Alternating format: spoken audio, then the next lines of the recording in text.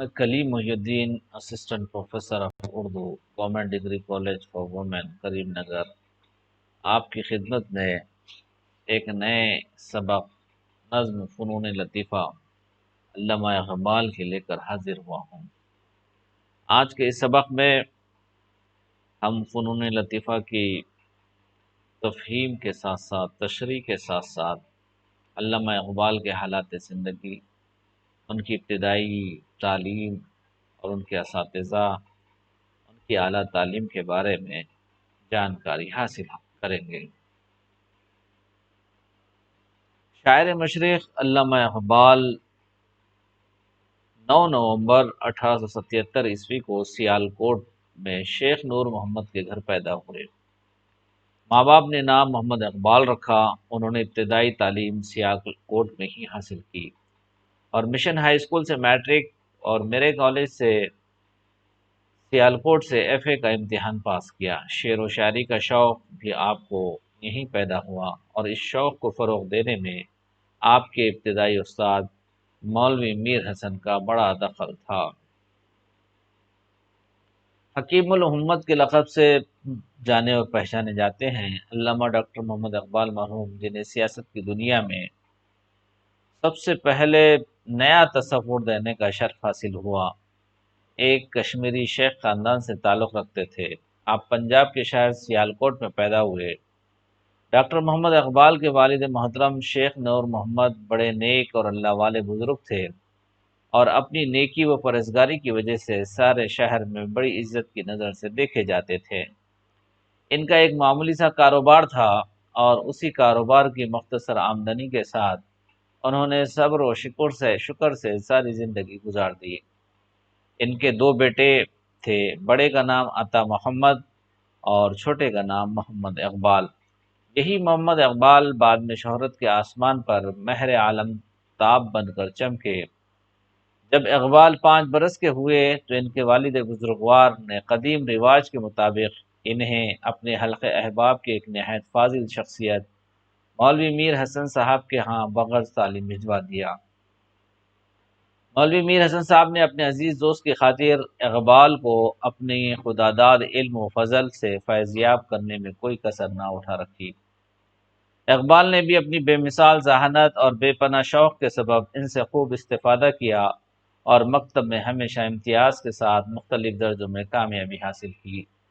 اس وقت پنجاب میں انگریزوں کی حکومت نئی قائم تھی اور مسلمان بہت سے لوگ ایسے تھے جو انگریزی پڑھنے لکھنے کو گناہ سمجھتے تھے۔ اس کے باوجود مولوی میر حسن صاحب نے اقبال کی غیر معمولی ذہانت و براق طبیعت دیکھ کر ان کے والد محترم کو یہ رائے دی کہ اقبال کو انگریزی اسکول میں داخل کرا دیا جائے۔ شیخ محمد اقبال نام سر خطاب تخلص اقبال 1873 عیسوی سیالکوٹ میں پیدا ہوئے۔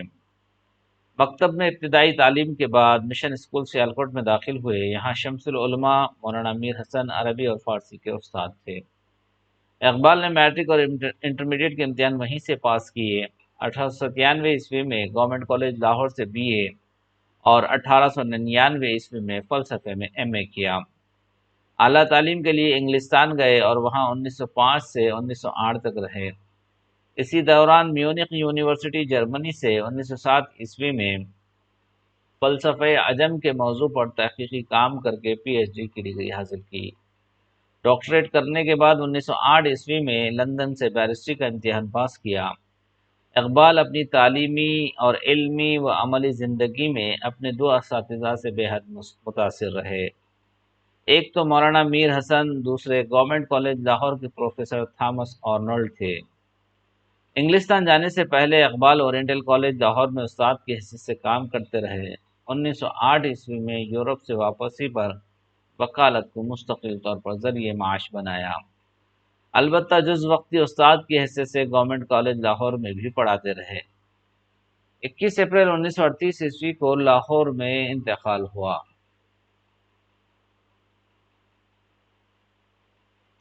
اقبال ہندوستان کی جدوجہد آزادی کے اولین نقیبوں میں سے ہیں۔ ان کی قومی اور وطنی نظمیں صرف اردو میں ہی نہیں بلکہ سارے ہندوستانی زبانوں کی قومی شاعری کا قابل فخر سرمایہ سمجھی جاتی ہے۔ اقبال پہلے پیامبر شاعر ہیں، انہوں نے ایک منظم اور مبسوط فلسفہ حیات اپنی شاعری کے ذریعے پیش کیا ہے۔ اردو شاعری میں اقبال کی منفرد خصوصیت یہ ہے کہ انہوں نے فلسفیانہ فکر کو اعلیٰ ترین شعریت سے ہم آہنگ کر دیا۔ اقبال کی فکر کی آفاقیت اور فن کی پختہ کاری انہیں دنیا کے عظیم شعراء کی صف میں کھڑا کرتی ہے۔ وہ عظمت انسان کے سب سے بڑے نقیب تھے۔ اقبال کی شاعری اور فلسفے کا محور خودی، عشق اور عمل ہے۔ علامہ اقبال کے نزدیک خودی کا تصور بہت زیادہ ہے۔ وہ چاہتے ہیں کہ انسان خود کو پہچانے۔ جب تک وہ انسان خود کو نہیں پہچانتا، اپنے مقام کا تعین نہیں کرتا، وہ دنیا میں اپنا مقام حاصل نہیں کر سکتا۔ اس لیے خودی پر ان کے کئی اشعار ہیں۔ خودی کو کر بلند اتنا کہ ہر تقدیر سے پہلے خدا بندے سے خود تو سے بتا تیری رضا کیا ہے۔ تو اپنے آپ کو ایسا بنائے کہ لوگ ہم کو ہمارا گول پوچھے، ہمارا مقصد پوچھے۔ تو یہ خودی کا فلسفہ، خودی کو پہچاننا، خود کون ہے، ہمارے اندر کی چھپی ہوئی صلاحیت کیا ہے، اس کا تصور دیا۔ دوسرا تصور عشق دیا، اور تیسرا تصور عمل دیا، کہ یعنی بار بار کے عمل سے۔ یہ علامہ اقبال کی خاص بات یہ ہے کہ یہ ایکٹیونیس کو اور بار بار کے عمل کرنے کی ترغیب دیتے ہیں، سست روی کے بالکل مخالف ہیں۔ یعنی یقی محکم عمل پہم محبت فاتح عالم، کہ یقی محکم پختہ ارادہ رہنا، اور محبت عشق رہنا، اور ساری انسانیت کے ساتھ ہمدردی، عمل پہم ہونا، بار بار کی محنت، ایک دفعہ عمل نہیں، بار بار پے در پہ کنٹینیوس محنت کرنے کی ترغیب دیتے ہیں۔ ان کے پاس عجیب ہے، عجیب شاعر ہے۔ ان موضوعات کو انہوں نے جس شاعرانہ کمال کے ساتھ بیان کیا ہے، وہ انہیں اردو شاعری میں عظمت اور احترام کے ساتھ اس مقام پر پہنچا دیتا ہے جہاں بہت کم شاعروں کو رسائی ہوتی ہے۔ اردو میں اقبال کے 3 مجموعے کلام ملتے ہیں: بانگ درا، بال جبریل اور ضرب کلی۔ یہ 3 شعری مجموعے پورے اردو میں ہیں۔ اس کے علاوہ ارمغان حجاز جو ہے وہ اردو اور فارسی دونوں کلام شامل ہیں، اردو کا بھی ہے اور فارسی کا بھی ہے۔ باقی فارسی کے کلام کے مجموعوں میں اسرار خودی، رموز بے خودی، پیام مشرق، زبور عجم، جاوید نامہ، مسافر، پسچ آیت باید کرد، اے اقوام مشرق شامل ہیں۔ اردو نثر میں اقبال کے مکاتب بڑی اہمیت کے حامل ہیں۔ اس کے علاوہ انہوں نے انگریزی اور جرمنی زبانوں میں فلسفیانہ موضوعات پر اہم مقالے اور کتابیں تصنیف کی۔ یہ علامہ اقبال کی زندگی ہے جس کو پڑھنے سے انسان کو ایک شوق پیدا ہوتا ہے، اپنی زندگی کے اندر بھی یہ چیز کو لانے کی طلب اور تڑپ پیدا ہوتی ہے۔ ڈاکٹر علامہ اقبال 20ویں صدی کے ایک معروف شاعر، مصنف، قانوندان، سیاستدان، مسلم، صوفی اور نامور شخصیت ہیں۔ وہ اردو اور فارسی میں شاعری کرتے تھے۔ شاعری میں بنیادی رجحان تصوف اور احیاء امت کی طرف تھا۔ علامہ اقبال کو دور جدید کا صوفی سمجھا جاتا تھا۔ بحیثیت سیاستدان ان کا بنیادی نظریہ تصور، نیا نظریہ دیا انہوں نے، جو انہوں نے 1930 میں الہ آباد کے مقام پر پیش کیا۔ علامہ اقبال 9 نومبر 1877 کو سیالکوٹ میں پیدا ہوئے۔ اقبال کے آبا و اجداد قبول اسلام کے بعد 18ویں صدی کے اختتام یا 19ویں صدی کے اوائل میں کشمیر سے ہجرت کر کے سیالکوٹ آئے۔ میر حسن کے زیر اثر اقبال کے دل میں سر سید کی محبت پیدا ہو گئی، جو بعض اختلافات کے باوجود آخری دم تک قائم رہی۔ مسلمانوں کی خیر خواہی کا جذبہ تو اقبال کے گھر کی چیز تھی، مگر میر حسن کی تربیت نے اس جذبے کو ایک علمی اور عملی سمت دی۔ قدرت نے انہیں صوفی اور عقل مند باپ اور عالم استاد عطا کیے، جس سے ان کا دل اور عقل یکسو ہو گئے، دونوں کا ہدف ایک ہی ہو گیا۔ یہ علامہ اقبال کی بات تھی۔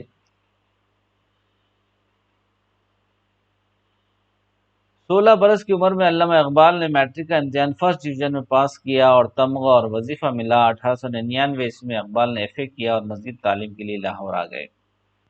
گورنمنٹ کالج میں بی اے کی کلاس میں داخلہ لیا، انگریزی، فلسفہ اور عربی کے مضامین منتخب کیے۔ انگریزی اور فلسفہ گورنمنٹ کالج میں پڑھے اور عربی پڑھنے کے لیے اورینٹل کالج جاتے تھے، جہاں فیض الحسن سہارنپوری جیسے بے مثال استاد موجود تھے۔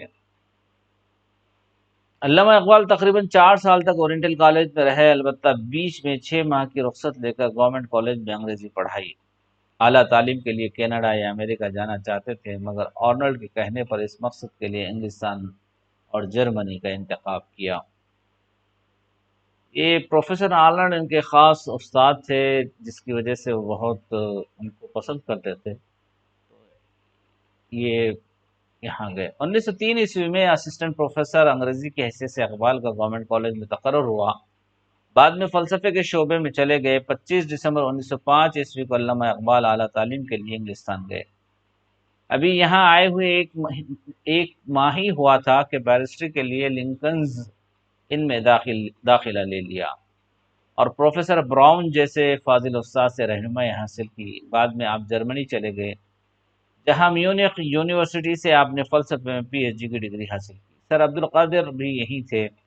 اسی زمانے میں کیمبرج کے استادوں میں دانت ہیت، mag migrate, ward brown, necklace جیسے نادر اور شہرہ آفاق ہستیاں بھی شامل تھی۔ براؤن اور نکلس عربی اور فارسی زبانوں کے ماہر تھے۔ آگے چل کر نکلس نے اقبال کی فارسی مثنوی اسرار خودی کا انگریزی ترجمہ بھی کیا، جو اگرچہ اقبال کو پوری طرح پسند نہیں آیا، مگر اس سے انگریزی خواب یورپ کی شعری زبان شعری طور پر آگے بڑھی۔ ایران میں ماں باپ طبیعت کا ارتقاء کے عنوان سے اپنا تحقیقی مقالہ جو پہلے ہی داخل کرا چکے تھے، 2 نومبر 1908 کو میونخ یونیورسٹی نے ڈاکٹریٹ دی۔ ڈاکٹریٹ ملتے ہی لندن واپس چلے آئے، بیرسٹری کی فائنل امتحانوں کی تیاری شروع کر دی۔ جولائی 1908 کو نتیجہ نکلا، کامیاب قرار دیے گئے، وطن آنے کے لیے روانہ ہو گئے۔ کچھ عرصے بعد چیف کورٹ پنجاب میں وکالت شروع کر دی۔ البتہ بعد میں حکومت پنجاب کی درخواست اور اصرار پر 10 مئی 1910 سے گورنمنٹ کالج لاہور میں عارضی طور پر فلسفہ پڑھانا شروع کر دیا، لیکن ساتھ وکالت بھی جاری رکھی۔ وقت کے ساتھ صرف مصروفیت بڑھتی گئی، کئی اداروں اور انجمن سے تعلق پیدا ہو گیا۔ ایک گورنمنٹ کالج ہی نہیں بلکہ پنجاب اور بر صغیر کی کئی جامعات کے ساتھ بھی اقبال کا تعلق پیدا ہو گیا۔ لالا رام پرساد، پروفیسر تاریخ، گورنمنٹ کالج لاہور کے ساتھ مل کر نصاب کی ایک کتاب تاریخ ہند مرتب کی۔ آگے مختلف اوقات میں اورینٹل اینڈ آرٹس فیکلٹی اور سنڈیکیٹ کے ممبر رہے۔ 1919 کو اورینٹل فیکلٹی کے ڈین بھی بنائے گئے۔ 1923 میں یونیورسٹی کی تعلیمی کونسل کی رکنیت ملی۔ اسی دوران پنجاب ٹیکسٹ بک کمپنی کے بھی رکن رہے۔ 1923 میں انہیں سر کا خطاب ملا۔ پنجاب یونیورسٹی سے اقبال عملاً 1923 تک متعلق رہے۔ 1930 میں صدر مسلم لیگ جناح کی عدم موجودگی میں آل انڈیا مسلم لیگ کے سالانہ اجلاس الہ آباد کی صدارت علامہ اقبال نے کی۔ علامہ اقبال نے اپنے صدارتی خطاب میں ہندوستانی مسلمانوں کے مستقبل کے بارے میں 2 ٹوک الفاظ فرمائے۔ اس بات کا خواہش مند ہوں کہ پنجاب، شمال مغربی سرحد صوبہ سندھ، بلوچستان میں مسلمانوں کی آزاد مملکت قائم کی جائے۔ وہ خواب جسے علامہ اقبال نے دیکھا، جو پوری ملت کی امنگوں کی آرزو کی علامت بن گیا۔ علامہ اقبال حساس دل و دماغ کے مالک تھے۔ آپ کی شاعری ہمیشہ بر صغیر کے مسلمانوں کے لیے مشعل راہ رہے گی۔ یہی وجہ ہے کہ کلام میں اقبال دنیا کے ہر حصے میں پڑھا جاتا ہے اور مسلمانان بر صغیر اسے بڑی عقیدت کے ساتھ زیر مطالعہ رکھتے ہیں، ان کے فلسفے کو سمجھتے ہیں۔ اقبال نے نئی نسل میں انقلابی روح پھونکی اور اسلامی عظمت کو اجاگر کیا۔ ان کی کئی کتب کے انگریزی، جرمنی، فرانسیسی، جاپانی، چینی اور دوسری زبانوں میں ترجمے ہو چکے۔ اقبال جس خواب کو قائد اعظم نے شرمندہ تعبیر کرتے ہوئے حاصل کیا، اس کی بقا اور ترقی ہماری ذمہ داری ہے، جس کے لیے ہمیں استطاعت کے مطابق کوشش کرنا ہوگا تاکہ وطن عزیز ترقی کی راہ پر گامزن ہو سکے۔ علامہ اقبال کے پاس کئی قسم کے استعارے تھے۔ اس میں ایک استعارہ شاہین کا استعارہ ہے۔ شاہین ایک پرندہ ہے۔ علامہ اقبال اپنی قوم کو شاہین کی طرح رہنے کی ترغیب دیتے ہیں۔ شاہین ایسا پرندہ ہے جو اپنا گھر نہیں بناتا۔ شاہین کی 5 خصوصیات ہیں۔ ایک خصوصیت یہ ہے کہ وہ پہاڑوں کی چٹانوں میں رہتا ہے، وہ اپنا گھر نہیں بناتا، کسی پرانی گنبدوں میں، کوئی شاہی محلوں کی ویران محلوں میں نہیں رہتا، بلکہ خود چٹانوں میں رہتا ہے۔ علامہ اقبال نے نہیں تیرا نشیمن قصر سلطانی کی گنبد میں، تو شاہی ہے بسیرا کر پہاڑوں کی چٹانوں میں، کہ تو بادشاہوں کے محلوں میں قصر سلطانی میں تو مت رہے، کہ شاہین اگر قصر سلطانی میں رہے گا، پرانے محلوں میں رہے گا، تو تیرے اندر عیش پرستی آئے گی، لگژریس لائف میں رہنے کا شوق پیدا ہوگا، تو ہمت نہیں کر پائے گا، تو محنت نہیں کر پائے گا، اس لیے تجھے چٹانوں میں رہنا ہے۔ تو یہ قوم سے کہہ رہے ہیں کہ قوم اپنے باپ دادا کی جائیداد اور پرانے بنائے ہوئے مکانوں میں رہنے کے عادی ہو گئے ہیں، اور اس کی لگژریس لائف کے عادی ہو گئے ہیں۔ ایسے رہیں گے تو محنت نہیں کر پائیں گے، ان کو مطلب اونچے اونچے محلات اور اونچے اونچے مکانات میں رہنے کا جو شوق ہے، یہ شوق ختم ہونا چاہیے، تاکہ تھوڑے مجاہدے اور محنت اور مشقت کے ساتھ چھوٹے سے مکانوں میں، پہاڑوں کی چٹانوں میں اپنی زندگی گزارتے۔ ایک شاہین کا تصور ہے۔ دوسرا شاہین کا تصور یہ ہے کہ شاہین جو ہے مردہ جانور نہیں کھاتا، رکھا ہوا نہیں کھاتا، کل کے لیے اٹھا کر نہیں رکھتا، بلکہ تازہ کھاتا ہے اور خود شکار کر کے کھاتا ہے، دوسروں کا چھوڑا ہوا شکار نہیں کھاتا، شیر کا یا دوسرے جانوروں کا چھوڑا ہوا شکار نہیں کھاتا۔ تو اس کی خاص بات یہ ہے کہ پلٹنا، پلٹ کر جھپٹنا، وہ خود سے جو شکار کرتا ہے سیدھے پہلے وار نہیں کرتا، پلٹتا ہے، وار کرتا ہے، پھر پیچھے ہٹتا ہے، پھر جھپٹتا ہے، اس طریقے سے ایک ساتھ نہیں کرتا، بلکہ تھوڑا تھوڑا کر کے کرتا ہے، اور شکار خود مارتا ہے اور شکار خود کھاتا ہے، دوسروں کا چھوڑا ہوا بچا ہوا شکار نہیں کھاتا۔ تو علامہ اقبال بھی قوم سے یہی کہنا چاہتے ہیں کہ تم بھی اپنے باپ دادا کی بچی ہوئی جائیداد اور ان کا بچا ہوا مال اس کو کھانے کے بجائے خود سے محنت کر کے، خود کما کے، خود محنت کر کے کھائیں، کیونکہ جو چیز بنی بنائی ہوتی ہے، ریڈی میڈ ہوتی ہے، تیار شدہ ہوتی ہے، اس میں کوئی محنت نہیں ہوتی، اس لیے اس کی قدر نہیں ہوتی، اور جو چیز محنت سے آتی ہے اس کی قدر ہوتی ہے، اس کا ویلیو ہوتا ہے۔ اس لیے علامہ اقبال درس دیتے ہیں کہ خود سے کما کر کھائیں، بلکہ باپ دادا کی جائیداد جو چھوڑی ہوئی ہے، کھیتیاں ہیں اور باغات ہیں، زمینات ہیں اور کرائے ہیں، اس پر نہ پڑے رہیں، بلکہ خود سے کما کر کھائیں، خود سے محنت کر کے کھائیں۔ یہ علامہ اقبال کا فلسفہ تھا۔ اور چوتھا فلسفہ یہ تھا کہ جو شاہین ہے وہ دوربین ہے، بہت دور سے دیکھتا ہے، اپنے شکار کو بہت دور سے دیکھ لیتا ہے۔ اس لیے علامہ اقبال بھی چاہتے ہیں کہ عقاب کی طرح، عقابی نظر جب جاگ جاتی ہے جوانوں میں، تو منزلیں نظر آتی ہیں آسمانوں میں۔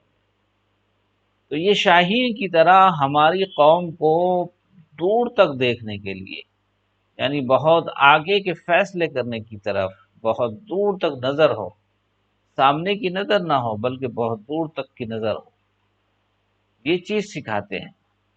ہاں، تو یہ شاہین کی خصوصیات ہے، یہ خوبیاں ہیں۔ ایک تو یہ کہ شاہین اپنا گھر نہیں بناتا، پہاڑوں کی چٹانوں میں رہتا ہے، خسرو سلطانی کی گنبد میں بسیرا نہیں کرتا۔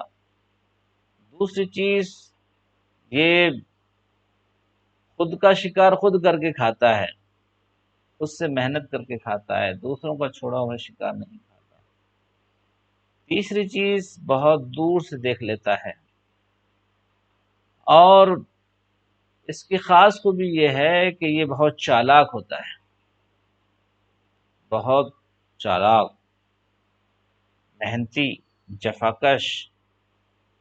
تو یہ درس دیتے ہیں کہ دور کے قوم کے اندر دور رس نگاہیں ہوں، محنتی ہو، باپ دادا کی جائیداد پر نہ پڑے رہے بلکہ خود سے محنت کر کے کھائے.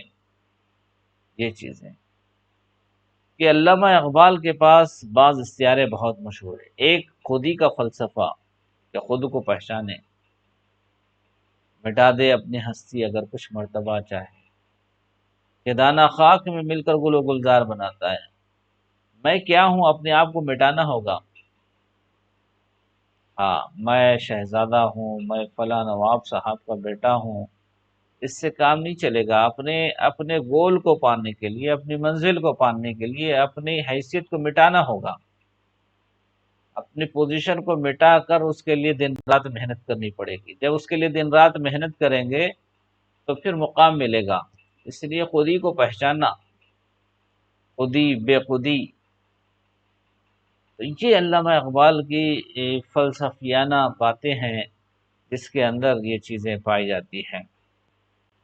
ان کی نظم ہے فنون لطیفہ، جس کو آج ہم پڑھیں گے. فنون لطیفہ کیا ہے؟ فنون لطیفہ یوں سمجھیے یہ سارے فن کی جمع فنون. لطیفہ لطائف جس میں شاعری بھی آ جائے گی، ڈرامہ آ جائے گا، سنگ تراشی آ جائے گی، پینٹنگ آ جائے گی، موسیقی آ جائے گی. یہ جتنے فنون ہیں یہ فنون لطیفہ کہلاتے ہیں. علامہ اقبال کی یہ نظم فنون لطیفہ کی طرف ہے کہ کہتے ہیں اے اہل نظر ذوق نظر خوب ہے لیکن جو شے کی حقیقت کو نہ دیکھے وہ نظر کیا. علامہ اقبال شعر میں کہتے ہیں اے اہل نظر ذوق نظر خوب ہے لیکن اہل نظر، اے نظر والو. نظر مانے آنکھ والوں، آنکھ مانے یہ دنیا کی چیزیں، سامان دیکھنے کے لیے نہیں، بہت ساری چیزیں. سیاست دیکھنا ہے، اس میں سماج دیکھنا ہے، غریبوں کی کے مسائل کو دیکھنا ہے. اے اہل نظر ذوق نظر خوب ہے لیکن دیکھنے کا ذوق ایک ہی واقعہ ہے لیکن لوگوں کے دیکھنے کی نظریں الگ ہوتی ہے. راستے میں ایکسیڈنٹ ہو گیا نوجوان بچے کا، پولیس والے آتے ہیں تو اس کے دیکھنے کی نظر یہ الگ ہوتی ہے کہ رانگ سائڈ آیا کہ رائٹ سائڈ آیا، اور لائسنس ہے کہ نہیں ہے، کم عمر تھا کیسے تھا، یہ دیکھیں گے. اور صحافت والے آئیں گے، جرنلسٹ آئیں گے تو وہ یہ دیکھیں گے کہ بلدیہ کی کہیں غلطی تو نہیں ہے، روڈ پہ کوئی گڑھے تو نہیں ہے، ہے کہ نہیں ہے، فٹ پاتھ برابر ہے کہ نہیں ہے، یہ دیکھیں گے. بوڑھے لوگ دیکھیں گے تو افسوس کریں گے اس کی ماں کیا کہہ رہی ہوگی، نوجوان بچہ چلا گیا. تھوڑے سے ایسے لوگ بھی ہوں گے بہت تیز چلا رہا تھا، کیوں چلانا چاہیے تھا اس کو، اس لیے چلا گیا. ایک ہی واقعہ ہے، لوگوں کی نظریں الگ الگ ہیں، سوچ الگ الگ ہے، تصور الگ الگ ہے. تو یہاں علامہ اقبال کہہ رہے ہیں اے اہل نظر ذوق نظر خوب ہے لیکن جو شے کی حقیقت کو نہ دیکھے وہ نظر کیا. نظر کیا ہے؟ جو چیز کی حقیقت، جو چیز ہے اس کی حقیقت کیا ہے، اس کو دیکھنا یہ اہل نظر کا کام ہے. چیز دیکھنا الگ ہے، چیز کی حقیقت دیکھنا، حقیقت والی نظر دیکھ، یہ اصل ہے. مقصود ہنر سوز حیات ابدی ہے یا یہ ایک نفس یا دو نفس مثل شرر کیا. جتنے ہنر ہے، جتنے فن ہے، کام ہے، اس کا جو مقصود ہے، اس کا ایم، اس کا جو گول ہے، سوز حیات ابدی، زندگی کا سوز، زندگی کی جلن، حیات کی جلن ہے، ابدی ہمیشہ کی جلن. آدمی جو ہے وہ ایک سوزش کے عالم میں ہے. یا یہ ایک نفس یا دو نفس مثل شرر کیا. مثل شرر آگ کا چنگاری. یہ جو آگ کی چنگاری ہے یہ انسان کے دل کے اندر، حیات کے اندر جو فکر کی چنگاری ہے، یہ چنگاری سے چنگاری، فکر سے ایک ہی فکر والے دو مل جاتے ہیں تو چنگاری تھوڑا بن جاتی ہے. ایسے کئی لوگ مل جاتے ہیں تو شعلہ بن جاتی ہے.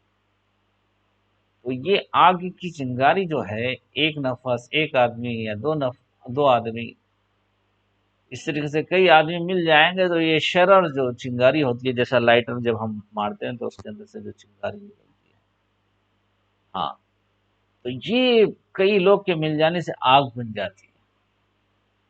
یہ سوز حیات ابدی، یہ دل کی گرمی، دل کی آگ جو ہے، دل کی جلن، ہاں، اس سے جس سے دل دریا متلاطم نہیں ہوتا، اے خطرے نیساں وہ صدف کیا وہ گہر کیا، جس سے دل دریا متلاطم نہیں ہوتا، دل کا دریا جس کے اندر ہیجان نہیں آتا، جس کے اندر تلاطم نہیں ہوتا، سکون ہے، یوں سمجھیے ٹھہراؤ ہے، ٹھہرائی ہوئی چیز کے اندر جراثیم پیدا ہو جاتے ہیں، اور رواں چیزوں کے اندر، متلاطم چیزوں کے اندر ساری چیزیں ختم ہو جاتی ہیں، صاف اور شفاف ہوتا ہے۔ یہ بھی علامہ اقبال بھی چاہ رہے ہیں کہ دل کی دریا کے اندر فکروں کا تلاطم ہو، فکروں کی سپیڈ ہو، فکروں کا ہیجان ہو، موجیں ہوں، فکروں کی جو ہے وہ موجیں ہوں، متلاطم ہوں، ایسا نہیں کہ ساکت ہو جائے، سکون آ جائے، اے قطرے نیساں وہ صدف کیا وہ بحر کیا۔ قطرے نیساں کہ وہ جو بارش کا قطرہ جو صدف میں، سیپی میں جا کر گرتا ہے، جس کی وجہ سے وہ موتی بنتا ہے، اے قطرے نیساں وہ صدف کیا وہ بحر کیا۔ وہ بارش کا ایک قطرہ، قیمتی قطرہ، جو پانی کے متلاطم ہونے کی وجہ سے صدف جو ہے اوپر آ جاتا ہے، سیپی اوپر آ جاتی ہے، جب سیپی اوپر آ جاتی ہے تو وہ قطرے نیسا، وہ بارش کا پانی، وہ اس میں ٹپک جاتا ہے تو اس سے موتی بنتا ہے۔ اگر دریا متلاطم نہیں ہوتا تو یہ صدف نیچے ٹھہرے ہوئے ہوں گے، نیچے رہیں گے، اوپر نہیں آئیں گے۔ تو جب اوپر متلاطم ہوتا ہے تو ایسے کئی صدف آئیں گے، کئی صدف آئیں گے تو کئی موتی ملیں گے۔ تو یہ خیالات کا تلاطم ہمارے دلوں کے اندر ہو، تاکہ اس تلاطم کی زد میں جو بھی آ جائے پھر اس کو پانی مل جائے، میسر آ جائے تو پھر پتہ نہیں کتنے موتی ملیں گے، ورنہ بے حسی کے ساتھ ایک جگہ ساکت ہو جائے پانی، پھر اس کے اندر جراثیم پیدا ہوں گے، پینے کے بھی لائق نہیں ہوگا۔ اس لیے فکروں کا تلاطم ہو، سوچوں کا تلاطم ہو۔ اس کے بعد شاعر کہہ رہا ہے، شاعر کی نوا ہو کہ مغنی کا نفس ہو، جس سے چمن افسردہ ہو وہ باد سحر کیا۔ شاعر کی نوا، شاعر کی آواز، شاعر کی آواز ہو کہ مغنی یعنی غنائیت، گانے والا، اس کا نفس ہو، جس کے گانے میں، جس کے نغمے میں اس کا نفس ہو، اس کی جان ہو۔ جب مغنی کے نغمے کے اندر اس کا نفس شامل ہو جاتی ہے، اس کی جان شامل ہو جاتا ہے، پھر اس کا نغمہ جو ہے بے جان دلوں کے اندر جان پیدا کر دیتا ہے۔ شاعر کی نوا ہو کہ مغنی کا نفس ہو۔ شاعر کی آواز بھی ہے، ہر شاعر کی آواز پر کوئی نہیں اٹھتا، ہر شاعر کی آواز پر کوئی نہیں جاگتا، بلکہ بعض شاعر ایسے ہوتے ہیں جن کی آواز لوگوں کو جگہ دیتی ہے۔ جس سے چمن افسردہ ہو وہ باد سحر کیا۔ ایسا چمن جو افسردہ ہے، رنج و غم میں ہے، تو وہ صبح کی ٹھنڈی ہوا کیا فائدہ۔ باد سحر کا کام یہ ہے افسردہ غم اور افسوس کو ختم کر کے نئی تازگی کو لے کر آئے، نئی چمک کو لے کے آئے، نئے چہچہٹ کو لے کر آئے۔ اس کا کام وہ باد سحر کیا، جس سے چمن افسردہ ہو جائے، غمگین ہو جائے۔ بے معجزہ دنیا میں ابھرتی نہیں قومیں، جو ضرب کلیمی نہیں رکھتا وہ ہنر کیا۔ دنیا کے اندر جو قومیں ابھرتی ہیں وہ بے معجزہ نہیں، ایسا کام جس سے اور لوگ عاجز نہ آ جائیں، ایسا کام، ایسا نیا کام جس کو کوئی اور لوگ کر نہ پائیں، ایسا کام جب تک کوئی قوم نہیں کرتی وہ قوم ابھرتی نہیں، ترقی نہیں کرتی۔ قوم کو ترقی کرنے کے لیے ایک نئی چیز کو، ایک نیا انقلاب کو، ایک نئی تبدیلی کو، ایک نئی سوچ کو، ایک نئی ٹیکنالوجی کو، ایک نئی چیز کو لانا پڑے گا۔ جب وہ لے کر آئیں گے تب وہ قومیں ابھریں گی۔ یہاں پر جو ضرب کلیمی نہیں رکھتا وہ ہنر کیا۔ تشبیہ کی طرف اشارہ ہے۔ کلیم اللہ موسیٰ علیہ السلام نے ان کا ایک معجزہ تھا کہ وہ لکڑی کو پانی پر مارے تھے، راستے ہو گئے تھے پانی میں سے۔ وہ ضرب کلیمی نہیں، وہ مار، کلیم کی جو مار ہے، کلیم اللہ کی جو مار ہے، جس کے ذریعے سے بحر احمر کے اندر 7 راستے ہو گئے تھے، وہ ہنر کیا؟ مارتے تو سبھی ہیں، لیکن وہ مار جو کلیم اللہ نے ماری تھی، اس کی بات جو ہے وہ ہنر ہے۔ باقی لوگ خالی ماریں، جس سے راستے نہ ہوں تو ہنر کیا۔ یہ فنون لطیفہ تھا علامہ اقبال کا، جو بڑی عجیب ڈھنگ سے انہوں نے پیش کرنے کی کوشش کی تھی۔ شکریہ، اللہ حافظ۔